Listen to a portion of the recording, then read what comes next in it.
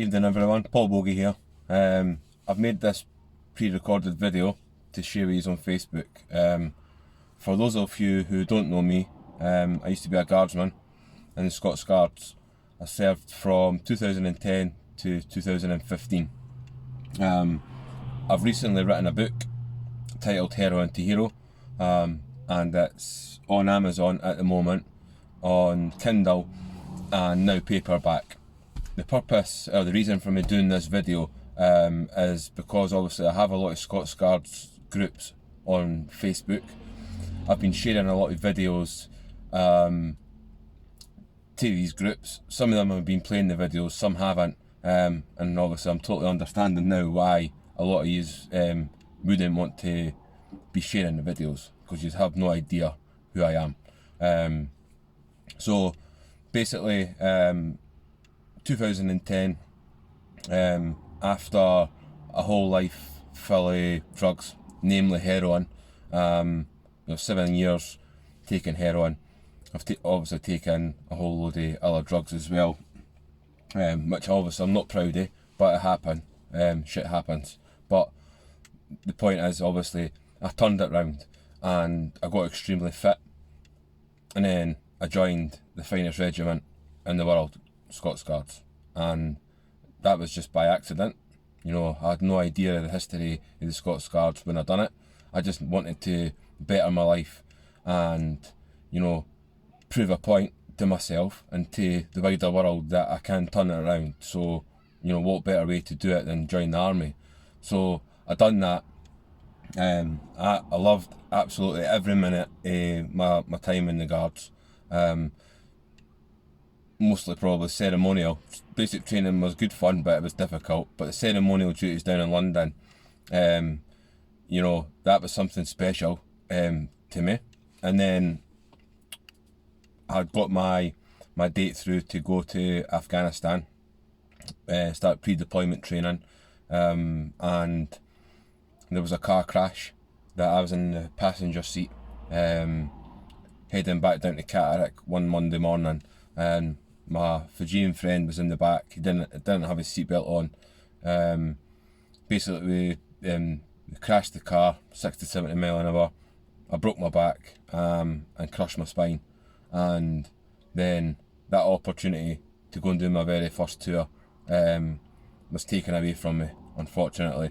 I was 30 when I joined the Guards, 30 years old, and I was fitter than most, and most of you will be able to testify to that. Those that serve with me will testify to that I was extremely fit, extremely fit man, but more so like for my age. I was worried that these 17, 18 year olds were going to show me up, so I just trained harder. It was an addiction. The fitness side of it was just an addiction, so I did get extremely fit. Anyway, after the accident, I went to the doctors and stuff, and I was put back on opiate medication. I've had my run-ins with opiate medication up until 4.5 months ago. For the last 10 years, maybe not 10 years, but certainly 9 years since the accident, I've been put on these opiate medications, and I've struggled. I've become addicted to tramadol and cocodamols and all that sort of stuff, and it's not sat very well with me because of my previous heroin addiction that I had in my early life, and then I got depressed because of it, and it was just hard. It was hard to take because, I went through all this training, basic training, became part of that Blue Red Blue family. I went through the phase of being shit scared of going to Afghan. Then I was, came round to being excited about going because I was getting the chance to put into practice everything that I'd been taught. Then, obviously through no fault of my own, I've been unable to do that. So really I just wanted to come on and give everyone a heads up on Facebook, on these Scots Guards forums, or all the other divisions, and just let you know basically who I am, what's happened in recent times, obviously with my depression, my prescription medication that I've been on for the doctor, has not sat very well. I'm pleased to report now I'm off all my prescription medication, and my back, the pain in my back, isn't any worse than what it was when I was on these tablets. So I'm slightly angry about that I've wasted so many years of my life on these tablets from the doctor that, potentially, I didn't have to ruin my life again the way that I did. I listened to the doctors. They told me, Paul, you're going to be on these tablets for the rest of your life. You're just going to have to learn to live with it. And I took their word as gospel, and I was going to the doctors all the time for these tablets. So, I'm four months off my prescription medication now, since I finished writing the book Heroin to Hero. And I am now in the process of making a film about my life. It's a real life train spotting film. It goes back to my younger days and leading all the way through my heroin addiction, other drug addictions, and sorting my life out, getting fit, then basic training, all the stuff, that went on with that, then ceremonial duties, and then I went to places like Canada, France. I did travel a bit of the world with the army before my accident, thankfully, so, I have got some funny stories to tell. I was honest the very first day I went for my medical. I didn't hide it, the fact that I was a heroin addict in the past. I was honest with the doctor. They went away and checked, and because I had been clean long enough and my fitness was so good, they deemed me healthy enough to join the guards.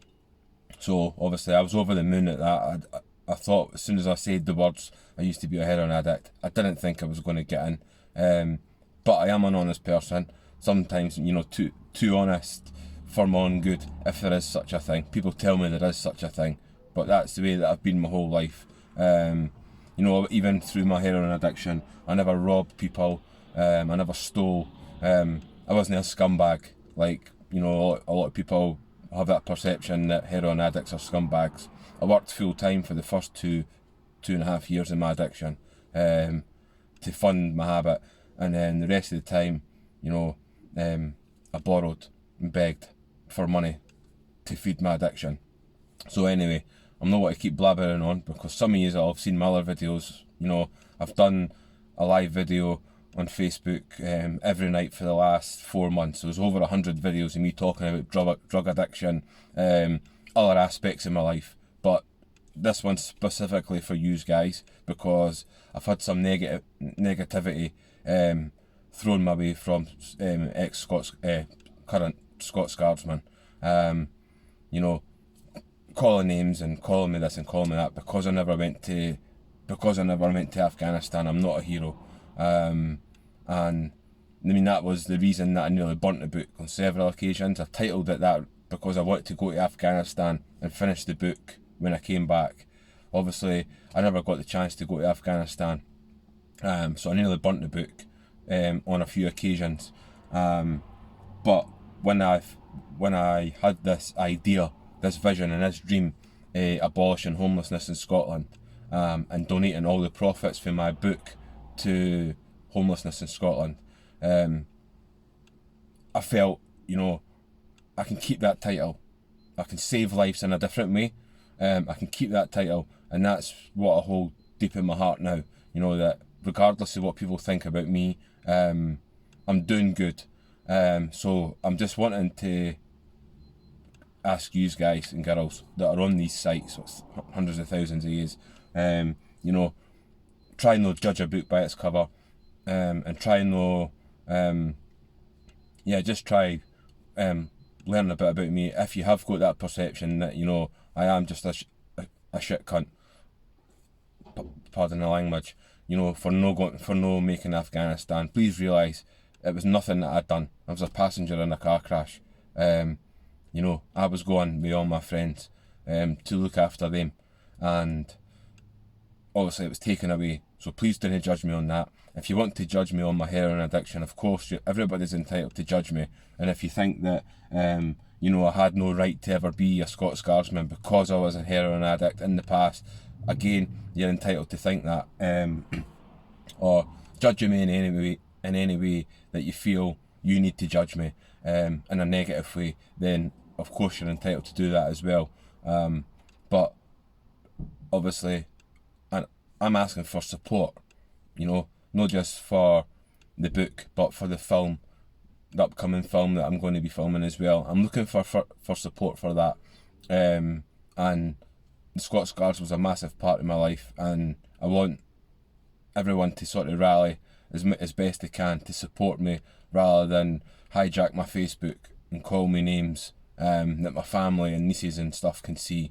And it's just not very nice. You know, I've had people just calling me druggies and you know, in recent times, because when I was on my prescription medication, I'm still a druggie, and I'll always be a druggie.